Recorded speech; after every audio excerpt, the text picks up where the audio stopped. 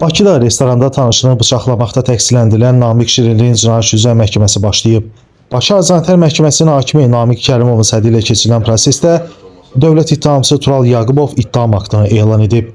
İttiham aktında göstərilib ki, hadisə 25 sentyabr 2025-ci il saat 02 radələrində paytaxtın Sabunçu rayonu Kürdəxana qəsəbəsi Əjdər Məlikov küçəsində yerləşən Okean restoranında baş verib. Belə ki, Namiq Şirinli restoranda olan digər şəxslərin gözü qarşısında digər masada müştəri qismində əyləşmiş Babək və Asef Qaziyev qardaşlarının masasına yaxınlaşıb pul tələb edib. Onlar isə imtina etdikdə tərəflər arasında sözlü mübahisə yaranıb və restoranın həyətinə çıxıblar. Namiq Şirinli xuliqanlıq niyyəti ilə məişət təyinatlı cib bıçağı ilə Babək Qaziyevin qarın nahiyəsinə bir dəfə vurub.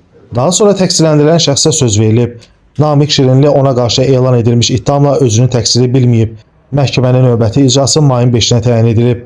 Qeyd edək ki, Namiq Şirinliyə qarşı Cinayət Məcəlləsinin 126.2.4-cü, yəni ümumi təhlükəli üsulla xuliqanlıq niyyəti ilə qəsdən sağlamlığa ağır zərər vurma və 221.3-cü, yəni silahdan və ya silah qismində istifadə olunan əşyalardan istifadə edilməklə törədilməsi zərər çəkmiş şəxsə zor tətbiq olunması ilə yaxud özgənin əmlakının məhv edilməsi və ya zədələnməsi ilə müşahidə olunduqda maddəsi ilə ittiham sürülüb.